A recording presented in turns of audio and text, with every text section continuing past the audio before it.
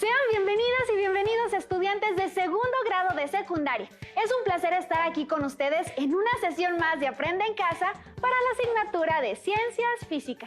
Mi nombre es Leslie Mendívil y en esta sesión contaremos con la participación del maestro Sergio David López Mejía. Bienvenido, maestro. Gracias, Leslie. A todas y todos ustedes que nos acompañan desde sus hogares, les envío un cordial saludo. Me alegra que estén con nosotros en esta sesión. En casa continúen con sus cuidados. Es muy importante usar cubrebocas, lavarse constantemente las manos y si les es posible, no salgan de sus hogares para que pronto lleguemos al semáforo verde y regresemos a nuestras escuelas. Recuerden que si se cuidan ustedes, nos cuidamos todos. En esta sesión titulada ¿Cómo funciona un microondas? Analizaremos y reflexionaremos sobre el funcionamiento del horno de microondas. Recuerden tener a la mano su cuaderno y lápiz o bolígrafo. Si tienen alguna discapacidad visual, preparen sus hojas Leyer, punzón y regleta. Todo esto les servirá para anotar lo que a su consideración sean las ideas principales, así como dudas y preguntas que puedan surgir a lo largo de la sesión. Ha llegado el momento de poner mucha atención. Es importante que no se distraigan. Un ambiente libre de distracciones también es importante para lograr su aprendizaje. Al término de la sesión, si lo consideran necesario, podrán consultar su libro de texto y otras fuentes confiables de información con las que profundicen más sobre lo que aquí se analice. Maestro, ahora que ya estamos preparadas y preparados, ¿qué le parece si comenzamos? Claro que sí, Leslie. ¿Te has preguntado cómo funciona un horno de microondas? Sí, pero la verdad es que desconozco su funcionamiento. Lo único que podría decir es que en algún momento debe utilizar ondas electromagnéticas. Ahora que lo pienso, a pesar de ser un electrodoméstico muy utilizado y hasta cierto punto común en nuestros hogares, todavía sigue habiendo algunos mitos en cuanto a sus efectos o simplemente a cómo funcionan. Así es, Leslie. Antes de hablar sobre cómo es que logra calentar los alimentos, debemos saber que, como tú lo mencionaste, el horno de microondas utiliza ondas electromagnéticas. Como hemos visto en sesiones anteriores, el físico escocés James Clerk Maxwell condensó los trabajos de otros científicos que se dedicaron al estudio de los fenómenos eléctricos y magnéticos. Con sus conocimientos en matemáticas pudo traducir estos fenómenos en una serie de ecuaciones que describen la naturaleza de las ondas electromagnéticas y con esto se pudieron realizar grandes avances en el desarrollo de la tecnología. Para recordar las características de estas ondas, veamos el siguiente material audiovisual. La energía puede transferirse de un punto a otro sin que la materia tenga que desplazarse con ella. Esto se logra mediante ondas. Las ondas electromagnéticas están compuestas de campos eléctricos y magnéticos que oscilan rápidamente y que viajan a la velocidad de la luz. En estas ondas, los campos eléctrico y magnético son perpendiculares entre sí y respecto a la dirección del movimiento de la perturbación, por lo que son ondas transversales. Cuando una onda electromagnética se propaga, el campo eléctrico variable produce un campo magnético y el campo magnético variable produce un campo eléctrico. Una onda electromagnética puede propagarse en el vacío, aunque también puede hacerlo en un medio material. Hay muchos tipos de ondas electromagnéticas y su diferencia radica en su frecuencia, pues las hay de baja frecuencia pero de longitud larga, y las hay de alta frecuencia cuya longitud de onda es corta. El conjunto de ondas electromagnéticas constituye el espectro electromagnético en el cual se representan desde las ondas más largas hasta las más cortas. Las ondas más largas se utilizan para las transmisiones radiofónicas. Otras ondas de menor longitud se utilizan para calentar alimentos. Y ondas de longitud aún menor se utilizan en los aparatos de rayos X, así como en los aparatos de radioterapia en la lucha contra el cáncer. Ahora veo que las ondas electromagnéticas se parecen en muchas cosas, pero realmente son muy diferentes.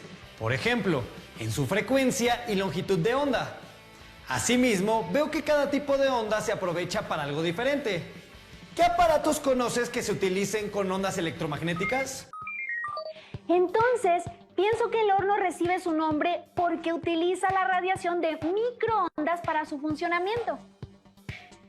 Muy bien, Leslie. Hasta este momento sabemos que las microondas son ondas electromagnéticas, resultado de la interacción de campos eléctricos y magnéticos, las cuales se propagan transportando energía de un lugar a otro. En el caso particular del horno de microondas, este funciona utilizando ondas electromagnéticas cuya frecuencia es de 2.45 GHz, que equivale a 2.450 millones de oscilaciones cada segundo y tienen una longitud de onda de unos 12 centímetros aproximadamente. La energía de la radiación utilizada en estos dispositivos es baja para evitar que sea dañino para las personas que lo utilicen. Estas frecuencias están en el intervalo de las ondas UHF, que significa ultra alta frecuencia por sus siglas en inglés. Pero ¿alguna vez se han preguntado cómo es que se descubrió que estas ondas podían calentar los alimentos? El horno de microondas que utilizamos hoy en día se desarrolló gracias a la investigación enfocada en la mejora de los radares. Los radares utilizan ondas de radio y se analizan los ecos que producen. Durante la década de 1930, el Reino Unido estaba enfocando sus esfuerzos para desarrollar un sistema de defensa que les pudiera ayudar a anticipar ataques aéreos. En un principio, se utilizaron antenas de estaciones de radio para detectar aviones. Sin embargo, este sistema solo podía visualizar aeronaves que se encontraban a alturas considerables, siendo ciego a los aviones que volaban a baja altura, así como también los barcos que hacen uso de este instrumento, en este caso, en el mar. Al momento de reflejar las ondas de radar, es muy importante considerar el tamaño y la forma de los objetos que se desean ubicar. En los primeros radares se empleaban ondas de longitud larga, por lo que nos entregaban información muy definida de los objetos, que solo se apreciaban como manchas. Para mejorar la definición de los radares, los esfuerzos se enfocaron en generar ondas de longitud cortas, ya que si la longitud es mucho más pequeña que el objeto, la onda se reflejará de forma especular, es decir, como lo haría en un espejo. Esto permite obtener información más precisa y detectar objetos de dimensiones pequeñas. Para producir la radiación necesaria, a finales de la década de 1930 se desarrolló un dispositivo llamado magnetrón. Este transforma la energía eléctrica en electromagnética, produciendo microondas de frecuencias que no se habían podido alcanzar hasta entonces. Por lo tanto, la radiación resultante era bastante más energética y con ella los radares podían aumentar su rango de visión. El magnetrón es un cilindro metálico que genera un haz de microondas gracias a la interacción de corrientes eléctricas y campos magnéticos. En el año 1946, el doctor Percy Spencer estaba realizando una investigación sobre el magnetrón y por casualidad se colocó frente al haz de microondas que salía del dispositivo. Descubrió que el chocolate que guardaba en su bolsillo se había derretido y lo primero que se le ocurrió era que las ondas producidas por el magnetrón habían afectado el chocolate. Para comprobar esta teoría, hizo pruebas con otros alimentos. Realizó experimentos colocando un huevo de gallina y maíz para preparar palomitas. Encontró que el huevo de gallina incrementaba rápidamente su temperatura hasta explotar debido a la presión interna, mientras que los granos de maíz explotaban y se transformaban en palomitas de maíz. De inmediato encaminó sus esfuerzos al diseño de un aparato que aprovechara este fenómeno e inventó el primer horno de microondas. El primer horno se puso a la venta en los primeros meses de 1947. En un principio eran muy grandes y costosos. Podían llegar a medir casi 2 metros de alto y costar más de $3,000, por lo que solo eran adquiridos por restaurantes y hoteles. El horno de microondas vino a solucionar un problema de conservación de alimentos, ya que antes de este dispositivo los restaurantes tenían el dilema de mantener los alimentos calientes todo el tiempo, lo que podía ocasionar la proliferación de bacterias y volver el platillo peligroso para la salud de las personas que lo consumieran. Pero con el horno de microondas se podían mantener los alimentos en refrigeración y calentarlos rápidamente cuando fueran a ser consumidos. La estructura de todos los hornos de microondas es más o menos igual. La apariencia de estos dispositivos puede ser muy diversa, ya que las dimensiones, colores y funciones pueden variar para cada horno individual. En general, los hornos de microondas están formados por fuente de poder, capacitor, magnetrón, guía de ondas, ventilador, cavidad de cocinado, plato giratorio, reloj temporizador y tecla de puesta en marcha. La fuente de poder se encarga de alimentar con energía eléctrica a los distintos componentes del horno, mientras que el capacitor es la parte encargada de aumentar la energía para que pueda ser utilizada por el magnetrón. El magnetrón es la parte más valiosa del microondas. Es un tubo de cobre con una estructura especial que transforma unos 4,000 volts de electricidad en ondas electromagnéticas. Parecería algo de sentido común, pero no debemos realizar reparaciones a un horno de microondas a menos que tengamos conocimientos técnicos adecuados. Esto se debe principalmente a que el magnetrón contiene berilio. El berilio es un metal raro altamente tóxico que puede incluso llegar a ser mortal si es inhalado. Esto se debe a que daña el tejido pulmonar y puede desencadenar una neumonía.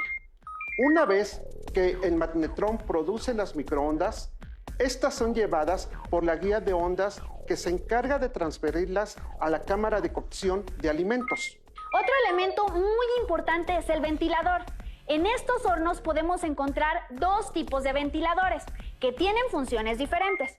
El primero es el que se encarga de refrigerar al magnetrón cuando el microondas se está usando. El segundo tipo de ventilador se encuentra al final de la guía de ondas y sirve para esparcir uniformemente las ondas electromagnéticas de la cavidad de cocinado.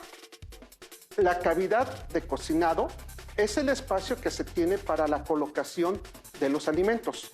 Está conformada por paredes metálicas, las que reflejan la radiación electromagnética para que se mantenga dentro de la cavidad. Cuando esta penetra profundamente en los alimentos, produce un incremento en su temperatura. Para garantizar que los alimentos reciban una cantidad uniforme de microondas en toda su superficie, se implementa el plato giratorio. Este es de vidrio y se mantiene girando mientras el microondas funcione. Esto ayuda a que las ondas no incidan en una sola zona de lo que se desea calentar o cocinar. El reloj temporizador cuenta el tiempo que el horno funciona, mientras que la tecla de puesta en marcha es la que da inicio al funcionamiento de todos estos sistemas. Ya conocemos las partes que conforman un horno de microondas y sabemos que esta radiación electromagnética puede aumentar la temperatura de ciertas sustancias. Pero, ¿de qué depende esto? Las microondas son ondas electromagnéticas, es decir, son el resultado de las oscilaciones de campos eléctricos y magnéticos. Estos campos son capaces de interactuar con cargas eléctricas y esta característica es la que les permite aumentar la temperatura de nuestra comida. Seguramente habrás notado que algunos alimentos se calientan más que otros. Esto se debe a la cantidad de agua que contienen. Entre más agua, más se calentarán. Cuando se forma la molécula del agua constituida por 2 átomos de hidrógeno y 1 de oxígeno, los electrones de valencia de los hidrógenos tienen mayor afinidad a formar parte del oxígeno que de permanecer en el hidrógeno al que pertenecen. Esto provoca que los átomos de hidrógeno tengan una carga positiva, ya que han perdido el electrón que equilibraba la carga del protón en su núcleo. Por otro lado, el oxígeno ha ganado 2 electrones, los que ocasionan que este átomo tenga una carga negativa, ya que ahora tiene un número mayor de electrones que el de los protones que están en su núcleo. Entonces la molécula del agua queda con un lado con carga positiva y otro con carga negativa. Es decir, tiene polaridad. Presenta un polo positivo y otro negativo. Este tipo de moléculas reciben el nombre de moléculas polares y al interactuar con una onda electromagnética tratarán de orientarse con el campo eléctrico, pero como este es variable, terminarán moviéndose con él. Las microondas cambian la orientación de sus campos millones de veces por segundo, lo que induce a que todas las moléculas de agua sigan estas variaciones y traten de orientarse con ellas. El movimiento que provocan las microondas se traduce en un aumento en la energía cinética de las moléculas y por lo tanto en la temperatura. Este cambio de temperatura se debe al simple movimiento en estas moléculas y no representa ningún tipo de alteración en la composición química de los alimentos. El calentamiento por microondas es más eficiente en el agua líquida que en el agua congelada, ya que en el estado sólido del agua el movimiento de las moléculas está más restringido. Otras moléculas polares pueden sufrir la misma alteración, además del agua, por ejemplo, las de las grasas y azúcares. Sin embargo, debido a la capacidad calorífica más baja de las grasas y aceites y a su temperatura más alta de vaporización, a menudo alcanzan temperaturas muy altas dentro de los hornos de microondas. Esto puede hacer que alimentos muy grasosos se quemen cuando se ponen dentro del microondas, mientras que los alimentos con alto contenido de agua y con poco aceite rara vez superan temperaturas mayores a las de ebullición del agua. Un error común es pensar que el microondas cocina los alimentos desde dentro hacia afuera. Esta idea se genera porque es posible que la capa más externa de los alimentos tenga menos agua que el interior. Entonces, las partes que tienen más agua presentarán un aumento en su temperatura de mayor magnitud en comparación con las que tengan menos de este líquido. La profundidad de penetración de las microondas depende de la composición de los alimentos y de la frecuencia de las ondas, siendo las frecuencias más bajas las que penetran más. Esto quiere decir que las microondas penetran únicamente de 2 a 4 centímetros en el interior de los alimentos. Por lo que si tenemos porciones grandes, el centro no se calentará por la acción de las ondas, sino por el calor que se produce en el horno y por el que transfieren las partes superficiales que sí son calentadas por las ondas. El uso principal que se le da a este electrodoméstico en nuestras casas es calentar alimentos y muy pocas ocasiones lo utilizamos para cocinarlos. Sin embargo, cuando la industria de alimentos conoció toda la capacidad del horno de microondas, esta tecnología se adaptó para llevar a cabo distintos procesos, entre los cuales encontramos deshidratar verduras, tostar frutos secos y café, descongelar carnes y preparar algunos pasteles o postres de forma rápida. Las microondas se han empleado en otras industrias, como en el secado de cerámica, corcho, papel, tabaco, cuero, fibras textiles, material sintético como hule, nylon y poliuretano. Sin duda, uno de los aspectos que nos preocupa cuando utilizamos un horno de microondas es su consumo energético. El consumo real del horno de microondas es difícil de determinar debido a distintas configuraciones o capacidades. Sin embargo, podemos decir que su consumo por hora es elevado, pero el consumo real no es tan alto, ya que solo se utiliza por pocos minutos cada vez, lo que hace que su uso sea incluso más económico en comparación con el de otros electrodomésticos, como un horno eléctrico. El uso del horno de microondas no altera la composición ni el valor nutricional de los alimentos. Tampoco nos perjudica el consumir alimentos cocinados o calentados en ellos. Sin embargo, hay ciertas precauciones que debemos tomar cuando los utilizamos. La primera sería nunca utilizar un microondas que esté dañado, especialmente verificar que la reja que se observa a través de la ventana se encuentra en buenas condiciones. A pesar de que podemos ver hacia el interior del horno cuando estamos cocinando o calentando la comida, las microondas no pueden salir de la cavidad de cocción. Esto se debe a los orificios de la malla metálica que se pueden observar. Estos orificios miden aproximadamente 1 milímetro de diámetro, mientras que las ondas que se generan en el horno tienen 12 centímetros de longitud, es decir, 120 milímetros. Entonces, los orificios son 120 veces más chicos que la oscilación y, por lo tanto, la onda interpreta esta reja como una pared sólida, por la cual no puede atravesar. Es como si estuviéramos en una habitación que tiene una puerta que mide 1 centímetro por lado y quisiéramos pasar a través de ella. Simplemente no podríamos hacerlo. Pero si esta malla o alguna de las paredes de la cavidad de cocción están dañadas, las microondas pueden salir del horno. La fuga de microondas puede ocasionar quemaduras y dañar tejidos que no tengan una buena irrigación de sangre, como los ojos. Otro tipo de quemadura se puede experimentar al tratar de manipular lo que hemos colocado dentro del microondas. El calentamiento por microondas puede causar un exceso de temperatura en algunos materiales, por ejemplo, el vidrio. Quizás una de las medidas de seguridad más conocida es la de no introducir objetos metálicos como cucharas o papel aluminio. Esto se debe a que las ondas pueden inducir corrientes eléctricas en objetos conductores. Estas corrientes pueden ser lo suficientemente fuertes como para fundir los objetos o que se evaporen en pequeñas explosiones.